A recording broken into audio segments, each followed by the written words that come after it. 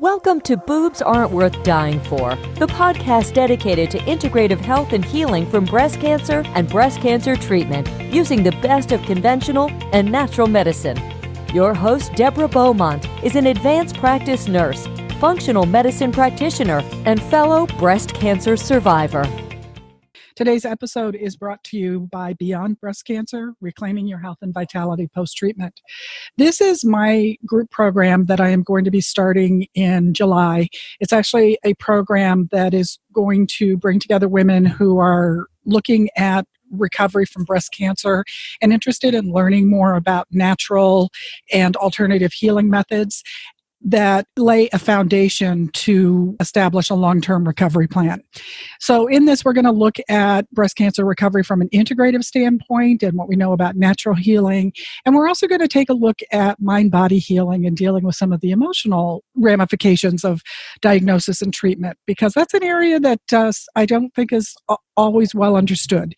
And I really believe that women are dealing with varying levels of stress, sometimes post-traumatic stress, that really need to be addressed in very specific ways. And that's going to be very much a part of this group program. The program is going to be online. It's going to be something that you can access from the comfort of your own home, but is really going to be focused on building a community. It's going to be a private group of women who choose to be part of the group. And I really hope you'll consider reaching out to me if you have any interest or feel like this will support you in your healing. You can reach me at radicalhealthrn@gmail.com, and my website is mindbodynutritionrn.com. So on with today's show. I'm very excited today to have a leader in the field of integrative cancer care as our guest, Dr. Nasha Winters. Spent some time following Dr. Winters and talking to her for a while, and I have to say that I'm going to start the show by giving you some information from her bio, but that's what's on paper and does not begin to reflect what's in her heart and what is really driving her to be a leading voice and advocate for women who are going through breast cancer treatment and recovery. Dr. Nasha Winters is the founder, CEO, and visionary of Optimal Terrain Consulting. She is a nationally board-certified naturopathic doctor, licensed acupuncturist, and a fellow of the American Board of Naturopathic Oncology. She lectures all over the world, training physicians in the application of mistletoe therapy and consulting with researchers on projects involving immune modulation via mistletoe, hypothermia, and specifically the ketogenic diet used therapeutically. She lives in Durango, Colorado. She has recently published a wonderful comprehensive book that I think will benefit patients and practitioners alike. It is called Metabolic Approach to Cancer. She co-authored this with Jess Higgins Kelly. Today, we're going to be talking about the book, some of her guiding principles in the book, and really give you some key points that you can use and take forward for yourself. So, Dr. Winters, thank you so much for joining us. Thank you so much. I wish we were recording our pre-recording because we had a great conversation. We'll have to recreate some of that. Maybe I should include on the podcast, here's the official podcast and here are the outtakes. Exactly. I like it. I actually have to think about that. So anyway, thank you so much for joining us today. And as I said, Dr. Winters has recently published a book, The Metabolic Approach to Cancer. And I definitely want to spend some time. She talks about the 10 essential terrains that we need to look at in terms of looking at cancer as a metabolic process. Actually, the thing that I want to start off with is it's just amazing to me as a functional medicine practitioner in this day and age, we're even arguing that cancer is a metabolic process. I mean, even traditional oncologists who are telling their patients that their diet and lifestyle does not matter, they're basically saying, I don't know what they're saying, but that flies in the face of everything that we've learned, particularly in the last 20 years about these characteristics of cancer. We're understanding so much more, which is driving pharmaceutical approaches like aromatase inhibitors, but that same understanding of metabolic process isn't transferring over to other things that you and I talk about. So I'm wondering if you could talk about that a little bit and your experience in trying to get this concept of metabolic process out to patients and doctors. Yeah, well, thank you. I mean, that's a mouthful right there. But it's funny, when I was going through my my early stages of my diagnosis, and I started looking through the research that was out there at that time. I was involved. Went to a very small liberal arts school that did not have a very big funding for a really good library. So when I started looking for data on my cancer and what cancer was altogether, I was in pre-med, so I was interested in the science behind it. I actually stumbled upon old data, old literature based on Otto Warburg's work from the 1920s, who later won a Nobel Prize around medicine and specifically to understanding the metabolic mitochondrial function that is basically what he was noting was the precursor process of a cancering process. So that made the most sense to me of everything I was reading at that time, because at that time we've gone through several theories of cancer, and you've been at this long enough as well, Deborah, to know, that it's like we were like, oh, here's the trophoblastic theory, which was early on information, which we now today can go, oh, that was probably referring to stem cells. We just didn't have the ability to know what that was then until the science caught up. Then we flash forward it to at the time of Otto Warburg's interest in studies, we started moving from the terrain into the DNA. That's when Watson and Crick's work started to come about, and that's where we kind of took a deep dive into the genetic cause of everything, right? And we have stayed, in fact, that's still where we're really kind of embedded still in that ideology that the gene is the problem, or these particular proteins or these particular targets are the problem, and they're the cause of the cancering process. And so we still are putting all of our financial monies in there. When I was in medical school, cancer was known as the two-hit theory, which was the idea that you have this genetic hiccup, this problem in your genes, not the epigenome, which we have some impact to change, but your genes that are basically static things that you can't change, that you have that there, and then suddenly a big life event, a big surgery, an injury, an accident comes along and kind of wakes up those genes to express terribly. And that was kind of what they were believing then. It still came down to a genetic ideology. Right. And the only way of treating it was a cytotoxic reductive therapy with the three options of surgery, chemotherapy, radiation. Later, we graduated a little bit up into some targeted therapies, hormone blockade therapies. And today we're starting to get more into the immunologic therapies, but they're still coming at the single target, single protein, single target, single treatment approach, which one doctor I heard at a conference I just attended at Hopkins, back in November or December, said if we keep waiting on that one target, one protein, one treatment approach, it'll be 20 years before we find one single good treatment, because it's such a slow go of that genetic ideology. And when it really comes down to it, genes are 5 to 10% maximum of the whole process. And so I am telling you that story of like medicine, if you will, around cancer, to understand that at a time when I was diagnosed and given a not very good life survival rate, I needed to explore and understand my body. How I personally survive on this planet is with knowledge, with information. And so I'm a seeker of information. I'm always adding to that pot of knowledge within myself. And so at that time, what made sense to me was I have this body, I have this system that I can impact with everything from the food I put into my system, the herbs, the nutrients, the supplements, from the toxicants I take out of my system, all the way down to the people I choose to hang out with and the stressors I choose to put myself in front of, whether it was at that time pre-med, being so poor I was living in a VW bus for a period of time, living in a teepee. 2 years I lived in a teepee. Wow. Right. And so these were the things like how, I was paying for my medical bills was working massive amounts of hours, waiting tables and working at detox and working as a nursing assistant. And I worked a million jobs while going to getting my pre-med degrees. I was learning along the way at what made my body feel better, what made my body feel worse. And so fast forward more than a quarter century, I've learned that within myself, and I've learned that to apply it to thousands and thousands and thousands of patients. And I've learned that we don't have to guess along the way, because where I started to find out that we could fine tune things was with looking at the physiology, which goes into certain testing, certain metabolic testing, et cetera. What has happened is most of the treatments we do today focus very much on the tumor. And I realized at a very young age and a very early experience that if I simply focused on the tumor, I would get nowhere. And so I thought, well, what I do have control over, because no one wanted to even give me chemotherapy at that time, was what is going on around the tumor. Right.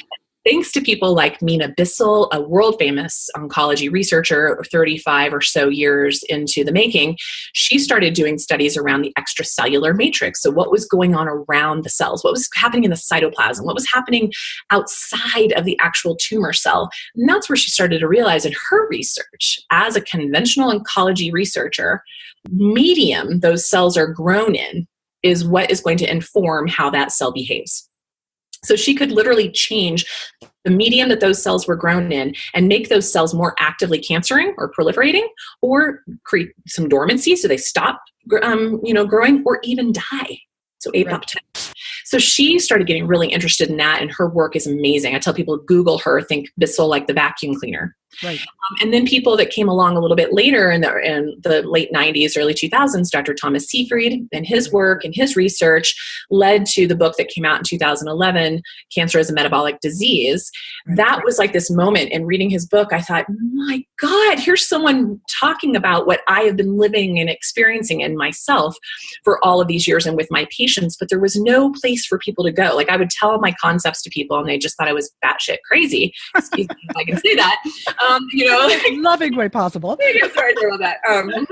But that being said, is like the things I was saying. There was no place for it to be found out unless you went digging deep in the research and deep in the literature and even knew what to ask. So when his book came out, it created kind of a system, a root system that allowed us to start communicating and having a common shared language around this. But it was really just building on some old data, some old research that got buried in the 1920s and 30s and definitely in the 50s and beyond. So these are the things that happened. And then, of course, Travis Christofferson's book that came out shortly after that, which I say is sort of like the Cliff's Notes version of Dr. Seyfried's book. Right. It was really helpful to articulate to the masses, to the general population, around this metabolic process of the body. So we are finally getting into the research of knowing that what is happening around the tumor and the tumor cell is actually far more important than what's happening in the tumor and the tumor cell itself, and that we have more ability to change that the tumor response to conventional therapies and to non-conventional therapies, depending on what we feed that medium, depending on what we put into the system. So that's a very long-winded answer, but I wanted people to understand that it's rooted in a long, the 1800s is when we started talking about the trophoblastic theories, and then we kind of buried that, and then the Warburg theories, and then we buried that, and then the DNA theories, and then we're coming full circle. It's like, we don't have to throw out any of these ideas. We want to put them all together and build on them and understand them at the deeper level. Well, as I think is becoming my mantra to my listeners, is that all too often, and it doesn't really matter, I'm not talking about just traditional doctors because I'm not anti-medicine, but you get this from a lot of alternative practitioners and Google sources where it's treated as an either-or decision. Yeah. And it's not. And that's what you and I are talking about. What I find to be interesting in perspective, just because I'm of an age and I've spent my life in medicine, what we understand about the hallmarks. The hallmarks, yeah. I always forget that word. So the hallmarks of cancer was really, replanted in 2000. Our understanding of genetics and what impacts our genetic epigenetics, separate from cancer, just in general, has really come to light in the last 20 or 30 years, but wasn't known before that. Our understanding of medications, pharmacology, the whole world of psychotropics has changed in the last 20 years. So I think in many ways, and yet the principles that we're talking about, chemo, radiation, and surgery, these are practices that were established in 1950s. And I just find it really interesting that in many ways, those practices are not updated with our current understanding of medicine and physiology and genetics and nutrition. What I'm always saying is it's not an either or. I don't think many people in the throes of a cancer diagnosis are ready to throw out what we know is given to treat active cancer. But I think what you're talking about is talk about the environment. I think it's more helpful to look at it as a spectrum. There's before, there's acute care, there's what you do after. I'm very concerned with recovery. The time in recovery from not only cancer, but treatment is a time to really support your body. It just seems like not only is it either or, but sometimes I think this week something came out about Angelina Jolie's doctor wrote a book. Yeah. talking about many of the things that we talk about. And many women and practitioners react with anger, feeling like saying that nutrition and all these things matter is blaming them for getting sick, which is not what I think any of us want the message to be. This isn't a matter of blaming you or that it's your fault. And I'm the first to be all over anybody who implies that. But understanding our bodies from any health perspective, it doesn't seem like a large percentage of traditional medicine embraces that. They're not based on educating patients. Really good point. Yeah. And I think that's what's so beautiful about your book is that it really breaks it down. And one of the things that I think that your book does is it's very approachable. It's very readable. You don't have to have a science degree to understand it, which obviously was your intention as opposed to some of these things that you read. Right. Yeah. I mean, if you're trying to figure out cancer treatment, I don't think you want to go look up PubMed articles, right. But I think one of the things that this does is I'm always saying that getting a cancer diagnosis is the most disempowering experience. You feel like your body has betrayed you and you don't know what to believe in anymore. And I think when we talk about the things that you're talking about in your book, the terrain and the things that we can address, if nothing else, gives you that sense of relationship to your body back. And I think that's what gets stripped away in a diagnosis. Oh my gosh, so much. And, I think I've said this on some other interviews before, but I think it's worth repeating in that so many people I've talked to who have this diagnosis of whatever tissue type, to me, cancer is a process and it's not a tissue-centric process, right? But basically they'll say, gosh, I was healthy until I had cancer. And so back to your point of people being up in arms about blaming the person who got cancer on blaming themselves, that isn't the case. The case is that there are a lot of cause and effect out there and you don't know until you know. Right. And so there is no blame. But if you're still I'm going to use this as an example, if you're still using dryer sheets after you learn that they're probably the most toxic, endocrine disrupting chemical that you can utilize just because you want your stuff to be soft and smell good, you are knowingly, actively participating in adding a harmful substance to your body that is making it challenging to overcome your diagnoses, especially if you're doing everything in your power to take pharmaceuticals to block hormones, then to take on something like a dryer sheet, which is going to keep aggravating and making that more challenging. That's just one tiny example. So once people learn, wow, I should probably be more thoughtful about what I put on in and around my body. I really should be a little more thoughtful about what my neighbors or my city is doing to my water source or my spraying around me. These are the things that have been sort of insidious to our culture over the last 50 to 75 to 100 years that never existed before in human existence. And so we've just been kind of that analogy of a lobster, put into a cold pot of water and the heat turned up. Yes. This what we're starting to see is the water's boiling now, folks, and we got to do something about it. And so that's where I'm like, my hope is the book helps people understand how to turn the heat down in the water and start to actually maybe filter the water, maybe then crawl out of the pot of water into a new, fresh, environment. That's the essence of what I'm trying to empower people with. So it's not a blame like, oh gosh, I did this to myself with, Avon products, that's not what I'm trying to articulate. I'm trying to articulate now, that some things in nature didn't exist until the last few decades that our bodies can't adapt to, can't overcome. So not sure, mostly, again, just to reiterate that I'm trying to empower people that you really can make a difference for what you choose to put on in and around your body. And that includes the relationships that you cultivate around you, the environments that you go to school in or go to work in or convene in with your loved ones. These are important aspects of what gives us health or takes away from our health. And as Dr. Mina Bissell describes, the petri dish, of what we put those cells into, what's around in that petri dish is actually what is having a bigger impact on how those cancer cells are responding versus the cancer cells themselves. And so that's what the whole concept of the terrain 10, think of that as just being what is in your petri dish and how it's impacting. Right. I've been really fortunate to have some really dynamic leading experts in all of these. Either I've interviewed them or I have plans to interview them. And in a couple of weeks, I'm having a woman that is a toxin geek and expert come on. Good. Perfect. And going back to that blame thing, I mean, the first thing I ever heard her say is that since World War II, there's an estimate, they don't even know because it's not regulated or monitored, but we're exposed to 85,000 to 200,000 toxins that we were never exposed to before. And that's not because people are out. I mean, we know that things like cigarette smoking and some basics. We know those are toxins, but we're talking about what's coming through your water, Teflon lining in your cookware, air fresheners. The new car smell is just that particular blend of toxic chemicals that you're breathing in. It's actually at the point where we can't get all of our toxic burden out of our lives. We can just be more mindful and conscious where we can be, and you're going to fall in a range there. But these are the kind of things, I don't think it's a matter of blaming, but as you said, but educating. Totally. I educate people, and they don't know that one of the simplest things you can do is just get a good water filter. Seriously. Perfect. Yeah. And I really want to bring that home because many conventional practitioners are really resistant to this information.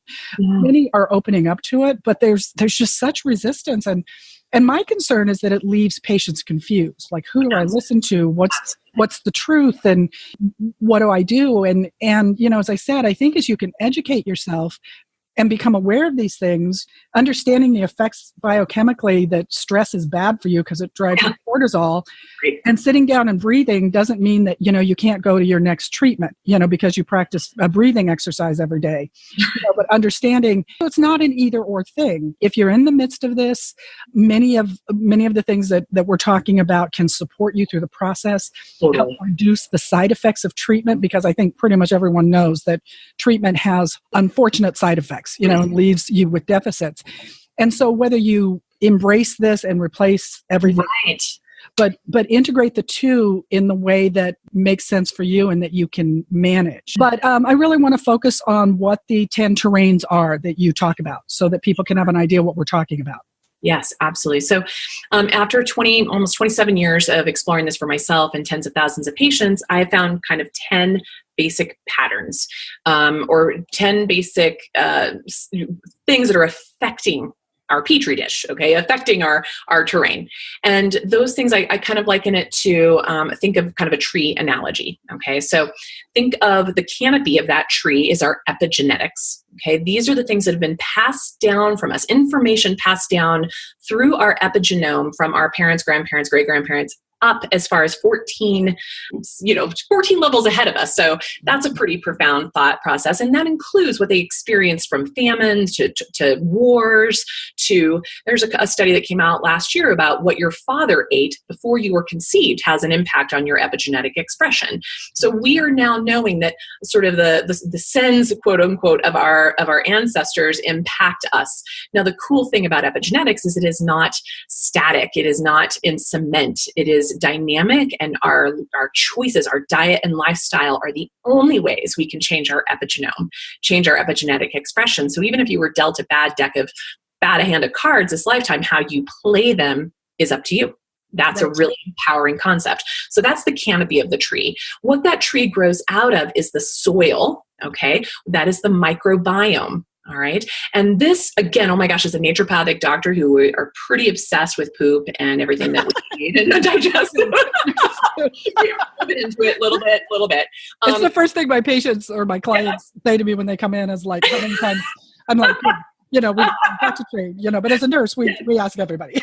Exactly. It's like, you're not special. We like to know about your poop from everyone. So, but that's something where, oh my gosh, when I was learning about this in my own life and growing up in school, et cetera, it was really unheard of in the conventional medical community. And today, the microbiome, every time you pick up a medical journal or if you are looking through PubMed studies, literally probably 30 good studies a week are coming out on our microbiome's impact on pretty much everything.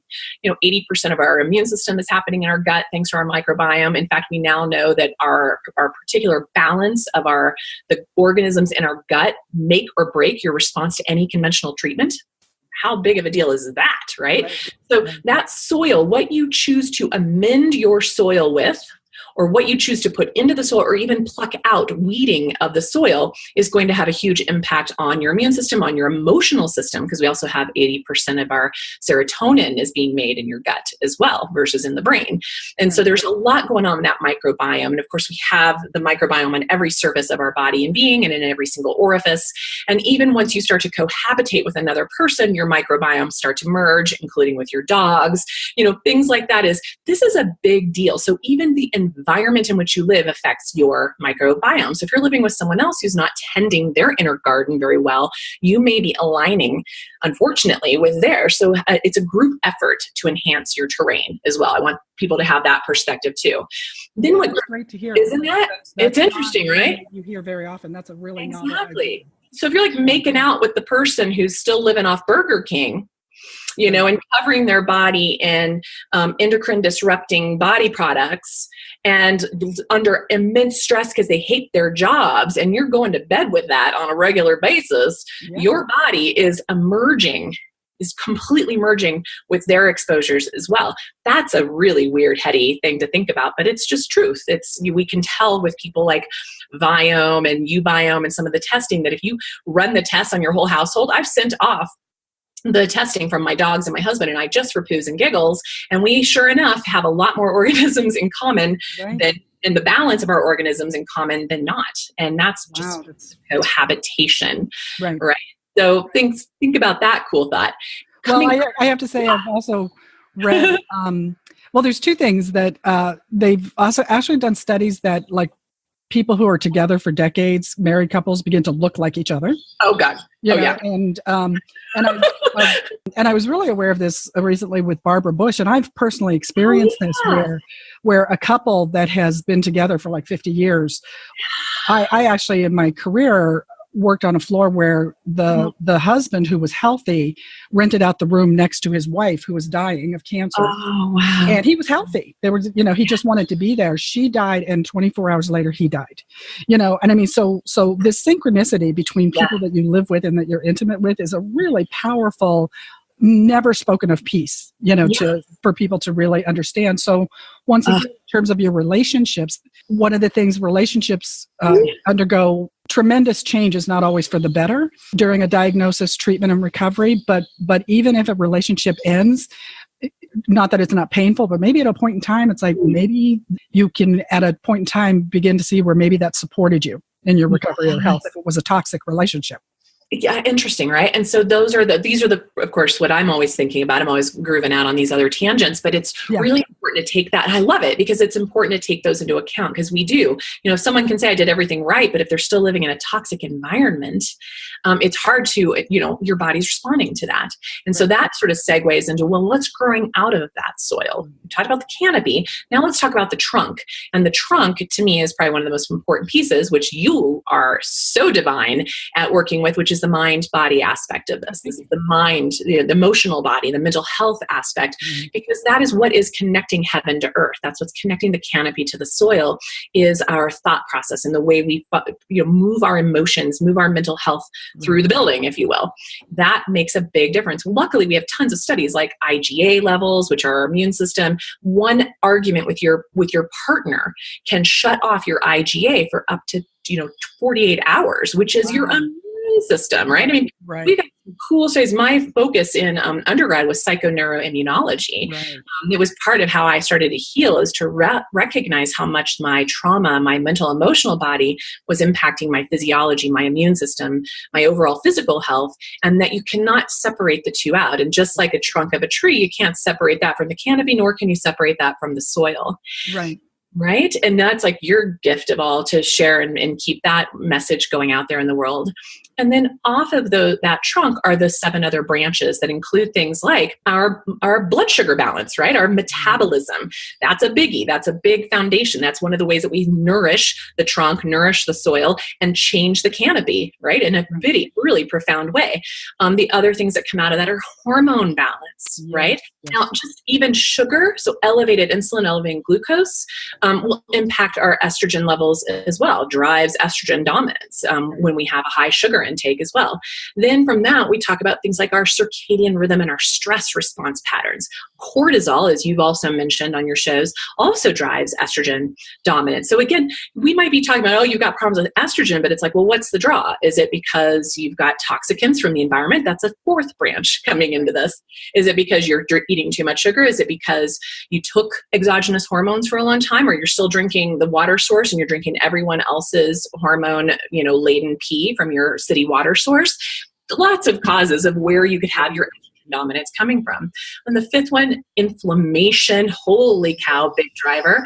The sixth one, immune function and that balance. And again, we talked about how that even correlates to your gut health.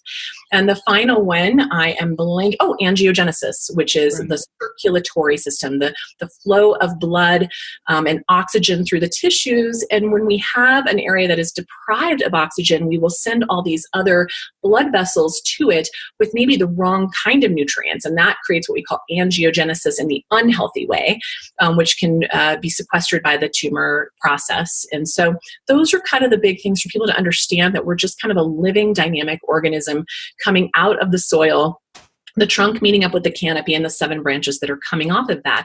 And if you trim any part of that tree, or you harm any part of that tree, or you nourish any part of that tree, you're going to impact the whole. So you cannot disregard any one of those components of the canopy, the soil, the trunk, and the limbs, and be healthy. You have to be addressing the whole organism all the time. I wanted to highlight a few things for our listeners to understand kind of the basis. Dr. Winters and I are both subscribed to the theory that cancer is not something that happens overnight. It is actually a metabolic process that takes somewhere between 5 and 10 years. It starts microscopically, excuse me, my speaking today is a challenge. You got it. Microscopically, and then grows and grows and grows. And I think even, the most can get that concept. For a cell to grow, they need certain nutrients, certain environments for healthy cells to grow, but also for cancer cells to grow. And that process happens over 5 to 10 years. And then at some point in time, it grows to be the size that you feel it as a mass, or it can be detected by imaging. And then that's when you've got the diagnosis. And that's where our medical system is. I refer to it as whack-a-mole. It's like, here's the symptoms. We've got to get rid of that. And that's what surgery, radiation, and chemo does. But it's only one part of this process. What you've just been describing is the blood supply and the nutrients that cell has had to have to grow. You absolutely can influence that. And too often, I think when nutrition comes up, which is like the big kahuna, which, I can't believe not only how many people are saying it doesn't matter, but then you get all these people that come up with these wacky plans. Dogmatic on the other end of the spectrum. Yeah. The big kahuna. It's not a simple question of like, does your nutrition cause cancer or kill cancer? It's not a blaming game.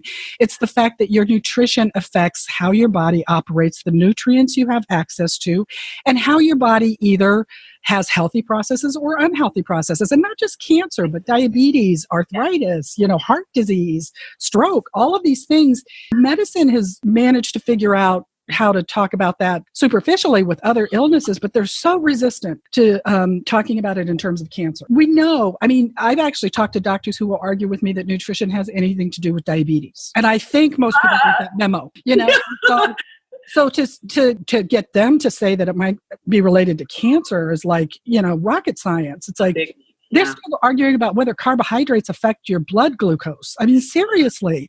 So I want to make sure that we get this in here, because in your terrain module and in what you talk about, I know that you are also a leading speaker and advocate for the ketogenic diet. Right. And I will have to say, it was not until I found your work and the work of Miriam Calambian, that it really made me re-look at ketogenic diet, because I am not a fan of fad diets. And if there's a diet right now that's the big fad, it's ketogenic, and everybody's jumping on that bandwagon. But what I know you're the expert, one of the experts in speaking about, is therapeutic ketogenic diets, as opposed to just another bad diet to lose weight. So, and I know that by the time this episode airs, you will have been part of the Keynote Summit, but that's actually going on next week, and you're a speaker. So I really want to make sure we have some time for you to really talk about why you're a proponent of that particular nutrition plan in the face of dealing with the experience of cancer. And actually, I love that you brought up this question, because I'm starting to learn how because I know how my brain thinks about it And I know what I'm trying to articulate in the book and what I'm articulating with patients one-on-one, but I'm starting to understand, have a better language skill set around this.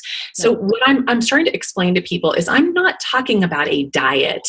Right. I am talking about a metabolic process. Right. And I use the terminology ketosis or ketogenic diet because it is a fuel source. It is a metabolic state that we have gotten very far away from in the last 150 years or so.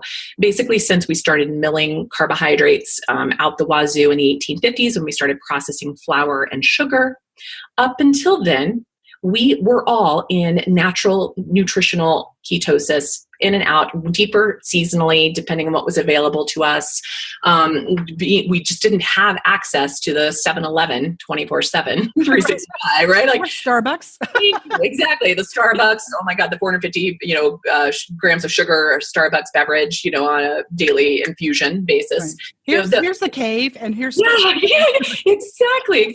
We weren't being exposed to all the light pollution that also affects our blood sugar metabolism. Our insulin goes up at night if we're exposed to blue light.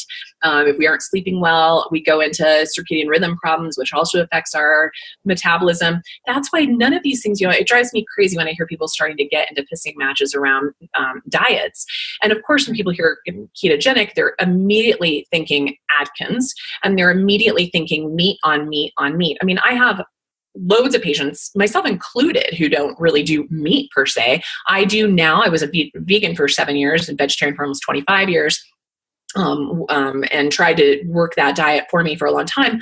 Dogma does not drive my approach to nutrition. Body response, physiologic response, epigenetic response, and the blood testing alerts me to how to get someone into a very efficient mitochondrial metabolic burning state. And you do whatever it takes to get you there. Right. So sometimes that means eating a very high nutrient quality, high fat diet that is actually low protein. And again, quality is key, with a ton of vegetables. My approach with ketosis is still a plant-based diet. Okay. That can throw some people off. My approach is based on what that person's body needs to be a beautiful hybrid burning engine. Okay. Our mitochondria are our source of ATP, our source of energy, and it can run on two energy sources, carbohydrates or fats, plain and simple. And for millennia, we were a dual hybrid engine. Okay. We were like a little Prius out there doing things. So like I said, since about the 1850s, we've gotten away and we are now mostly carb burners, okay, sugar burners. And that is where we get into the metabolic mud. Okay. That's where you see cardiovascular disease, diabetes, osteoporosis, Alzheimer's, even down into ADD, like any of the spectrum, neurological disease, as well as cancer. Okay. This is metabolic muckiness. And that's because of of that burn. So that's where I'm trying to convey to people. It's not so much a diet as a state of being. Right. Is where I'm trying to approach. And I can get people there from simply fasting. I can get people there going 100%, vegetable-based matter. Most vegan diets are still too high in carbohydrates. It's challenging sometimes to meet those needs. But if you are willing to take in the occasional egg or the occasional bone broth or the occasional, like maybe quality whole cream or butter or ghee, we can often still work with those. So that still keeps them a little bit in the more the vegetarian spectrum. You can do it, but it's hard. I know, because I've tried it for myself and I've tried it for hundreds of other patients. I've been able to do it successfully with vegetarians, vegans not as successfully. But ultimately, if I have a vegan, I'm fasting them quite a lot to help them get into that metabolic state. So the caloric restriction component can really be a good avenue. So I'm wanting people to hear that we can meet your body where it is, but I just caution folks to get out of their own way. And I want to encourage folks to get out of the dogma. And I want them to listen to the wisdom of their bodies, their epigenetics, their circumstances, the availability of quality nutrient-dense food, the season in which they're eating these foods, and then work with someone who can use that data, if you will, to manipulate the metabolic response in the body and adjust accordingly. Because if someone's like, oh, I'm now on a therapeutic ketosis and I'm staying there, well, that isn't ever happened in nature either. Neither did a vegan diet has never happened in human evolution, nor has a constant state of therapeutic ketosis. Right. So both ends of the spectrum are just as wackadoodle as the other. You've got to find the focus that happens best for that patient at any given moment. And so coming into that, the book, we go into kind of the basics, is you still have to start somewhere in the conversation and the education, but ultimately we let the labs guide the show and how the patient feels and what their results are, depending on their scans and their other follow-up markers. So, there isn't a one way, I guess, where I want to drive that matter home. Yeah. Well, and one of the other things that I love the way that you spoke about the challenge being about how to have the language to have this conversation with like a client who maybe doesn't have a medical background, because I'm always struggling with that, because I really do think, and it comes from doctors as well as alternative practitioners, that it's a very black and white kind of thing. Right. And yet what you and I are both proponents of is very individualized programs, because a ketogenic, for some women, it doesn't support their hormones well. So they need to, they may need some variations and have some more complex carbohydrates depending on what they're dealing with. But I find that what most people understand about diets, including doctors, is that they understand it through the lens of weight loss. That's the only way they've ever understood nutrition. Totally. And not what it does to you, and or how it affects you physically. It's just about weight, and that's not based in nutrition. That's just based in diet plans. So one of the reasons I'm not a big fan of diets. So the other side of a ketogenic diet is that it takes work. I mean, it really is something you have to understand. People have varying desires to embrace that or ability to embrace that, but just making, I love that what you talked about it in your book, that there's 3 different places to plug into this conversation about nutrition. And the first one is just kind of like getting away from the bad things. Get rid of the crap. Get to the real food. And flour and, the pastries. And I mean, I don't think anybody's going to argue with you that we know pastries do not have nutritional value. They taste good. So that's one level. And so I can get somebody, or you can get somebody, looking at their quality of protein, or whether or not they're eating food that is pesticides, which is the main benefit of organic. It's not a moral issue with me. It's whether or not it's covered in poison. Thank you. What a novel idea, Deborah. Food is not a moral issue. Okay. Seriously, food and weight is not a moral issue. But for someone, and I know one of the things that comes up with people who are actively in treatment is they have food challenges. Your whole digestive system, your whole body is trashed. Yeah. So maybe the only thing you can eat are these simple carbohydrates. Okay. So maybe during that time of treatment, if that's all you can tolerate, but that's only a stage, later on. Yeah, that's a good point.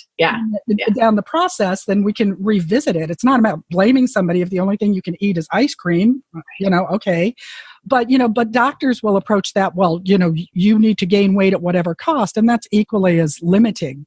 I loved in the book, you talked about there are 3 places to plug in, and one of them is understanding nutrition, and understanding nutrition from a bigger lens than just what it's going to do to affect your weight. And then you can talk about the others. There's a range leading from that, cleaning up trans fats, getting healthy nutrients in your diet, up to having a therapeutic intervention like a ketogenic or paleo diet, which does take more work, which is going to be influenced by where people are at emotionally and physically. And I love in the book, that was the one thing that I went to, because I am so anti-diet for this very reason. And I remember I've actually personally gone through gastric surgery. I had a band many years ago. They made me go to one nutrition class. Oh my gosh. I'm like, great. And so it literally, I was at the nutrition class, and in the whole gastric surgery world, they really recommend a high protein, low carbohydrate diet. And this man was in the class that was going to have surgery the next day.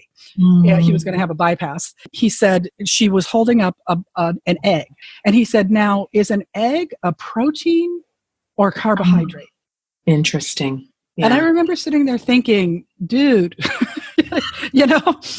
this is such a major life thing that, sort of like some of the, ketogenic diet, you need to educate yourself. And if you're at the point that you don't know that an egg is a protein and that cornflakes is a carbohydrate, you need some more education before you make this life-altering decision. Totally. But, that was when I understood that, like, the average person, what they understand about nutrition is so different than what you or I teach, that sometimes just teaching people that simple carbohydrates affect you in unhealthy ways is just a new concept to people. So it's not like, I don't want people to go from this saying, oh my God, I've got to go out and go on a ketogenic diet. That's not what we're saying. There's different ways to plug into your knowledge and empowerment around nutrition and using nutrition for therapeutic reasons. And we've got to get out of this diet mentality. Totally. And, keeping it simple, think about what were your grandparents and great-grandparents eating. It didn't come in a box, a can. It didn't come in a package, right? It didn't have fillers. It didn't have things you couldn't pronounce. It was from the source, as close to the source as possible. Did it come out of a tree? Did it come out of a bush? Did it come out of the ground? Did it fall out of the sky? Did it come out of water? Did it get, run across land? That's what we ate. That is what we had access to.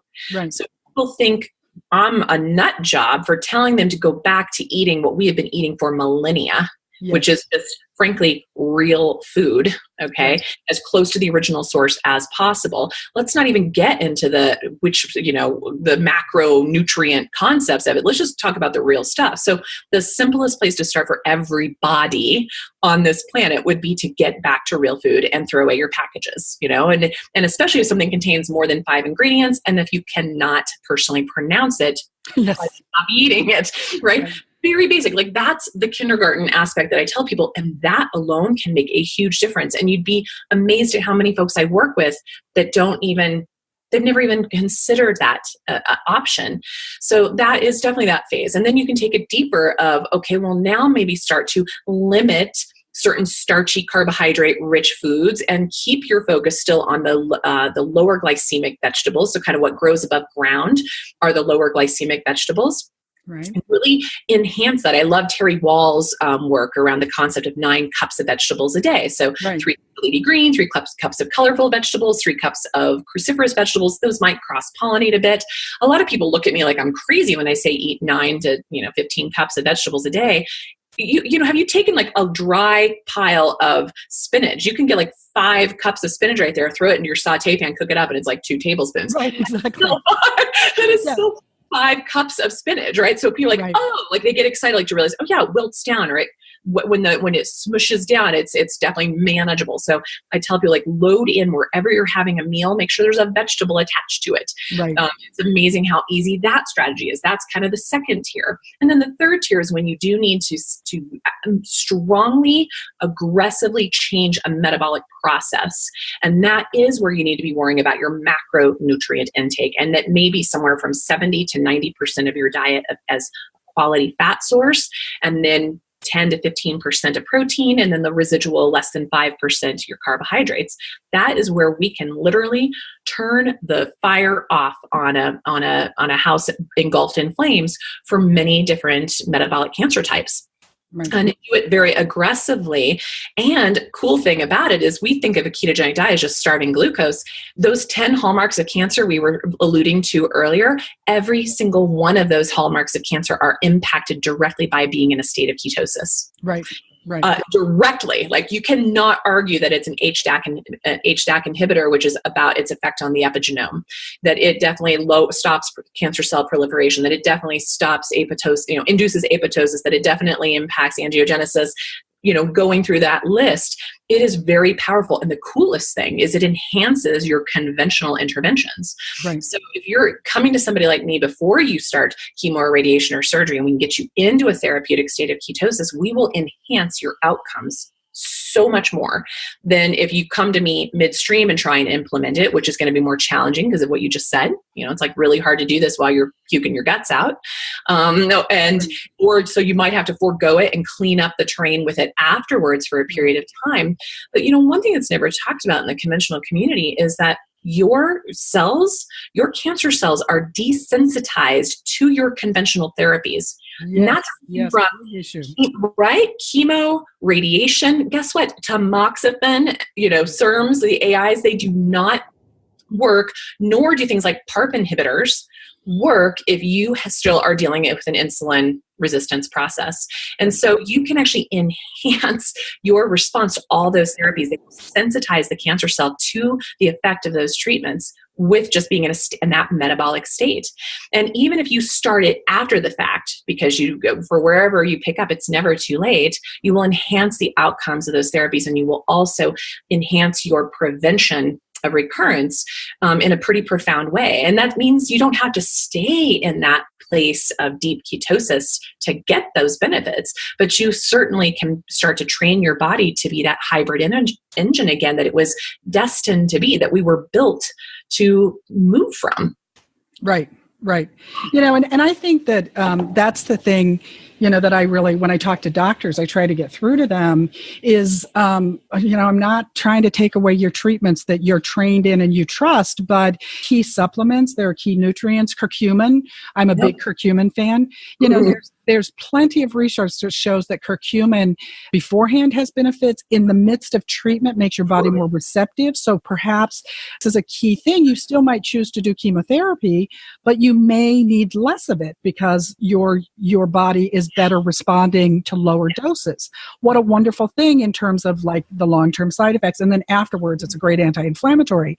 So once again, it's that integrated approach. It's not that all medicine is bad and everything alternative is good. Right. They can really work together.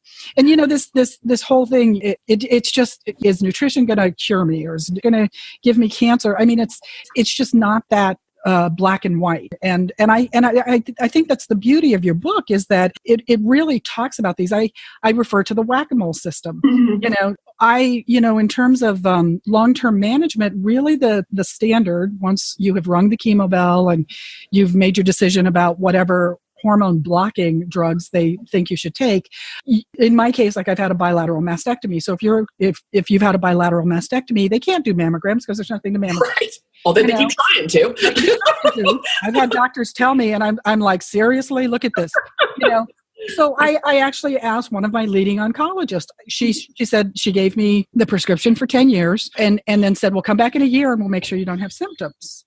And I was like, well, what do I do between now and a year from now to make sure I don't have symptoms? Because that kind of thinking, that means if you have symptoms, that means the cancer's back. I want to interfere before the cancer comes back. I don't want to just wait and see if I have to go through this whole thing again. And this leading oncologist in the Bay Area said, I've got nothing to offer you. Exactly. And it's like, seriously, I mean, every cancer patient, if you've had to go through this, I mean, one of your top concerns is how to make sure you don't go through it again. So it's not blaming you for having cancer. It's empowering you to know that these things that we're talking about can affect so many levels of growth and overgrowth and haywire cell growth that happens in cancer cells. That's where all of these things matter. That's where the magic happens. Environment that you're talking about. Totally. That Petri dish is really key to you having a little more power, in your a little more control over what you put into that Petri dish is going to help you not be the statistic that the American Cancer Society says, which is 70%. Let that number sink in. 70% of all people who've had an original cancer diagnosis will have a recurrence. Right. WTF. Why are we not focusing on empowering that 70% to cut their risks down? Like that to me is malpractice, that we are not having, like that doctor was so clear and honest with you saying, I don't know what to offer. Well, then you certainly want to find someone who does. Right. Right. And start exploring whatever it is to prevent being that statistic. Right. And so, I've done this long enough with patients that when I look at my overall process, and I look at when I've had a patient that I'm seeing for the very first time who has their initial cancer diagnosis, I don't see a 70% recurrence rate in that population. In fact, I'd be surprised if I saw a 10% recurrence rate, because I make them armed and dangerous to know what to do to change that Petri dish to not be that victim. Right. And so that's a pretty big difference. And no one's asking me out there in the medical system what I'm doing differently. Right. But my patients are sure, experiencing a different outcome, especially when they're watching their family and friends go through another diagnosis and another diagnosis and another diagnosis. And they're kind of like holding their breath, wondering when the other shoe's going to drop for them. And I'm like, it likely won't, because you're working so hard, at making sure that doesn't happen. We do not have to be, like you said, that sitting duck of waiting, we'll just keep watching. If symptoms come back, come in here. Oh my God, that is the worst advice. Right. That by definition means you're waiting for the cancer to come back. Exactly. Like, oh my God, how could this have happened? I've already been through this ordeal. Yes. Yeah, you have. And what you and I are doing, trying to teach people how to not have to keep going through that ordeal. You got it. You got it. And it's so much, like you said, it doesn't have to be an either or, because that strategy of prevention may include an aromatase inhibitor or a SERM, or it may include regular scans, or it may include an ongoing targeted therapy. But those therapies in and of themselves, like a really good example I like to tell people, is 3 main drivers of all breast cancer, since this is pretty much you're speaking to a breast cancer crowd, right, is low vitamin D levels. Yes. Okay, elevated insulin and insulin growth factor, and a body fat index over 25%. Body fat index is very different than a BMI. So people need to get themselves caliper tested. Those 3 things are the main drivers of a first cancer diagnosis, as well as a recurrent cancer diagnosis. And so what ends up happening is that the treatments we put folks on, especially the hormone blocking therapies, guess what that does? Lowers your vitamin D status, right, stimulates your insulin growth factor, and enhances, for most part, almost all women get weight gain, body. So it creates metabolic syndrome. It creates fatty liver. We know that about SERMs and AIs. And yet when then women take it for 5 years or 10 years and suddenly they stop and then have an explosion of cancer later, all they were doing was feeding kindling to the process.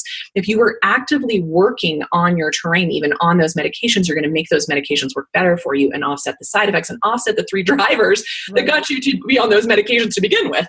So it's an irony that we are not talking about this, and it's not to diss the medical system. It's to say it's not enough as a standalone. Just like in some situations, it's not enough as a standalone just to hit the terrain.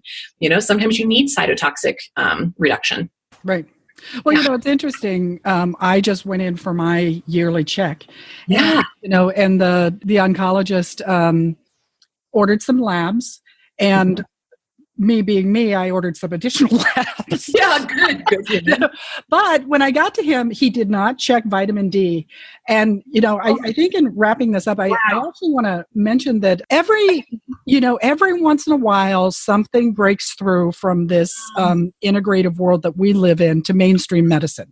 Yeah. And when I was told to raise my vitamin D levels into the 60s, that was by my mainstream medical doctor. That was not my alternative doctor, which I thought was, and I took that back to my plastic surgeon. He had never heard of that. I gave him the articles. So vitamin D is a hot topic, and I think that's one of the things that broke through. The nutrition thing peaks its head and goes away. And actually what I've been reading about a lot in the last few weeks is the role of inflammation. Oh, yeah. In terms of, and surgery causes inflammation. So in a mainstream publication last week, they were saying, I don't agree with how they suggested dealing with inflammation, which was by taking Advil, but what you and I do, we help people deal with inflammation. So once again, that's another thing that broke through. So insulin is still a hit and miss, but I go to see this doctor, and I said to him, he's like, I didn't order this vitamin D level. It's like, no, I did, but why didn't you? Because this is not new news. This has been out there for 10, 15 years.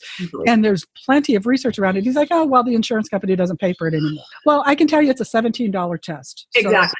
Why don't you allow your patient to make that decision for themselves versus making that choice for them? Yeah. Not to mention, I'm drafting a letter to the insurance companies as to why they're not covering something that we know is a factor, breast cancer. Yeah. But he didn't check fasting insulin. He didn't check vitamin D. But I'm not to mention the more esoteric things that you and I can order about inflammation and IGF.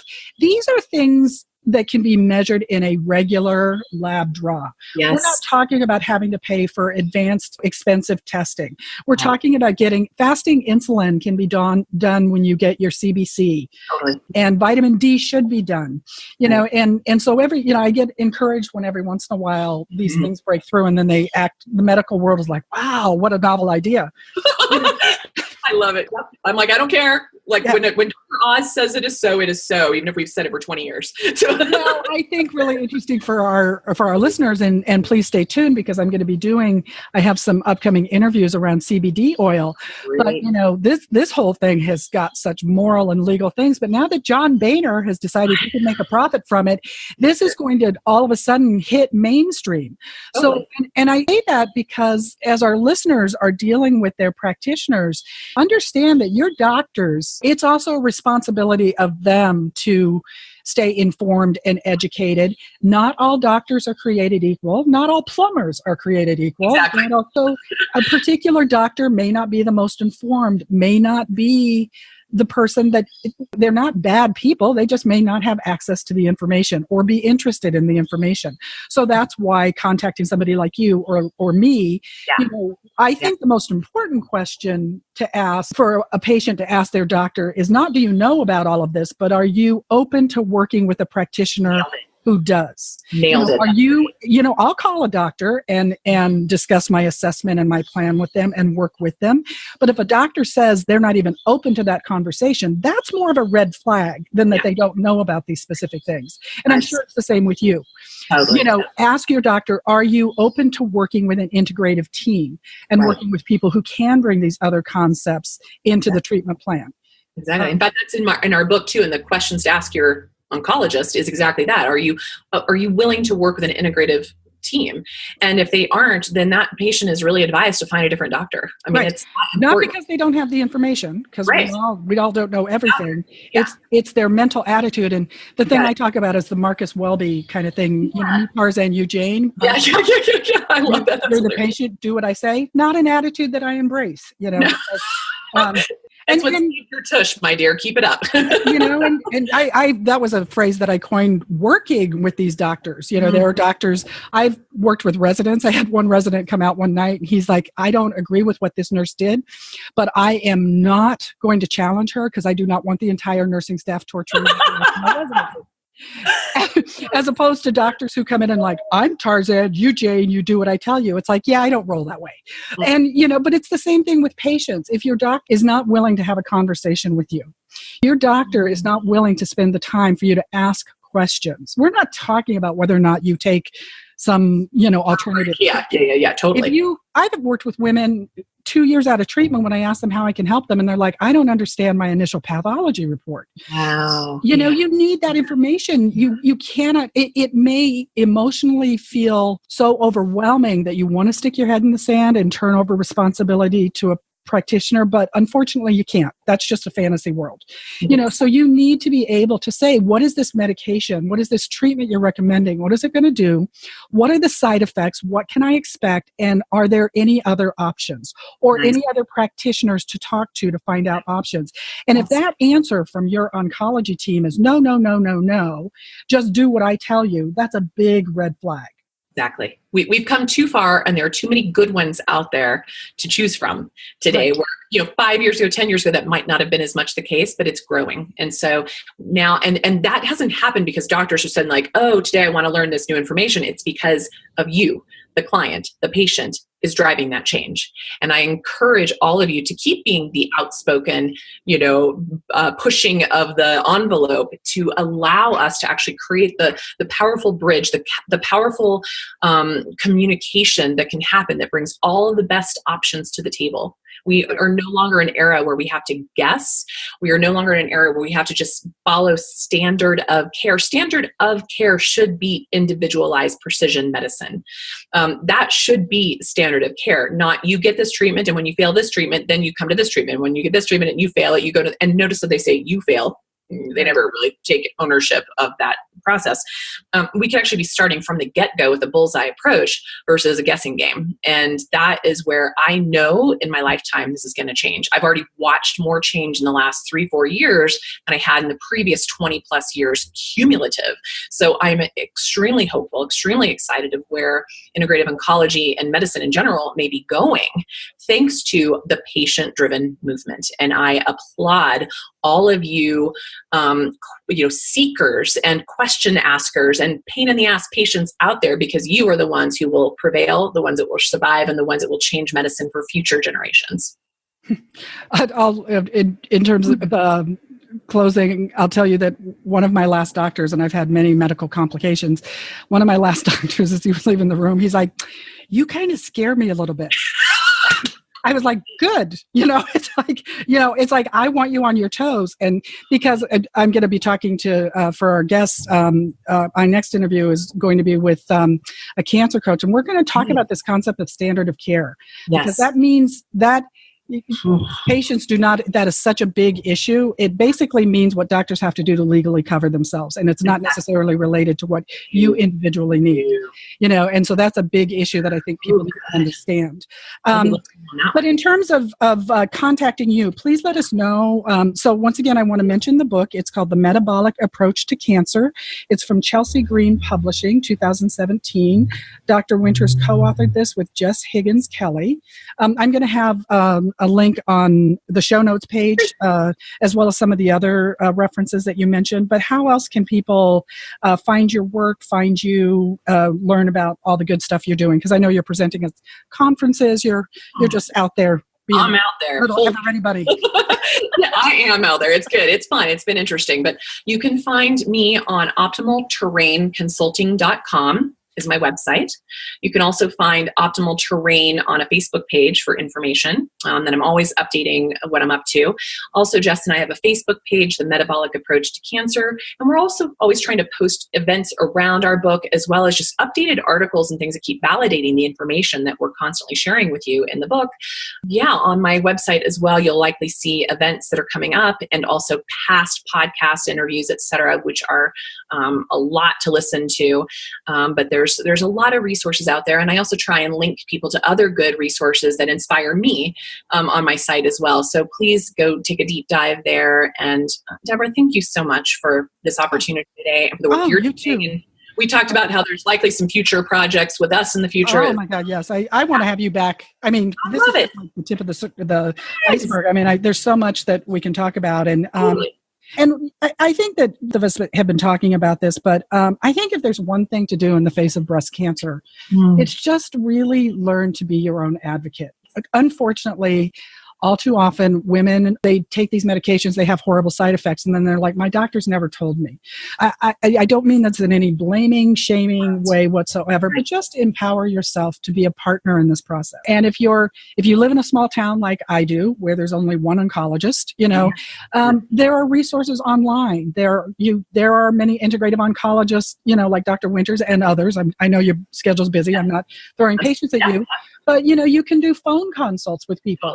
People can send medical records. I know a number of integrative oncologists who you can send records, they'll review it, and they'll give you a case review. Absolutely. And point you in the certain directions. That's what I've done for myself. I had consulted somebody in California. He reviewed it, told me what labs to get, and, that's what I do. I work with people remotely, but sometimes what I offer is just that consult to figure out what's going to be best for you to do in terms of testing, and then a follow-up to review that test. But then you can take that information back to your primary care team and say, this is what I want to look at. Once again, if your doctor is not open to that, that's a red flag. Yeah. But many may very well be open to that. So, you gotta give them a chance. Exactly. I think that's a good point too.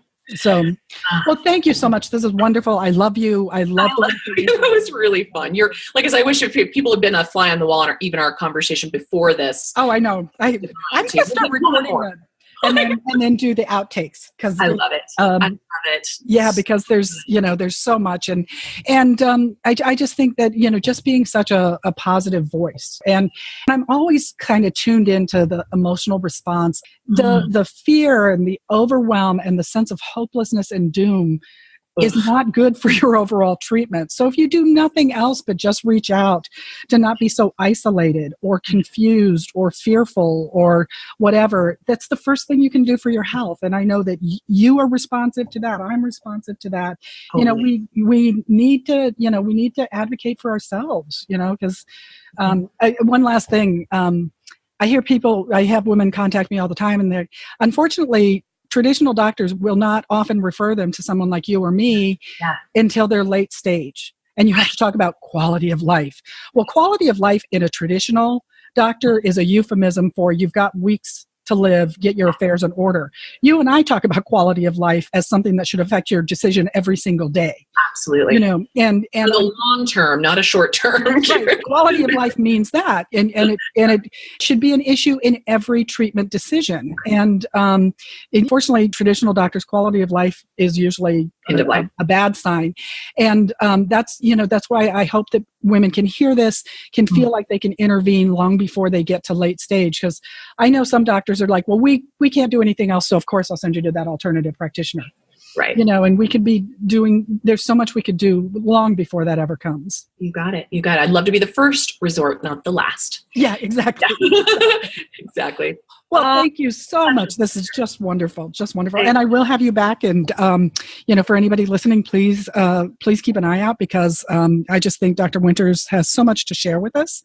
As I said, I do have show notes that you can access my website, and as well as show notes and recording at www.mindbodynutritionrn.com. Also there, I have a free guide talking about the known and expected side effects of aromatase inhibitors and tamoxifen, so that you can be informed when you have that conversation with your doctor. I will have references on how to reach Dr. Winters. I will have links for her book and for the resources that she mentioned. I am open to responding to emails. If you have any questions about anything we talked about today and you want to shoot me an email, I will respond. And if I don't have the answer, I'll find the answer for you. So there's a lot of sources through Dr. Winters' website as well as my own. So I really encourage you to access that. Also, in terms of the podcast world, which I'm less familiar with, it really helps if you subscribe and do a rating and review. The geeks at Apple like that. That tells them something. So if listeners can do that, that would be great. Nice. And I think that's good for today. And please stay tuned, because I will definitely be having Dr. Winters back. I'm going to become her unofficial stalker. Oh, yeah, good. Right on. Thank you. What a pleasure. Thank you. Thanks for listening. If you have questions or feedback, you can reach Deborah at radicalhealthrn@gmail.com or her website, www.mindbodynutritionrn.com. You can also find us on Facebook under Boobs Aren't Worth Dying For. For future episodes, subscribe on iTunes, where you can also leave positive reviews. Until next time.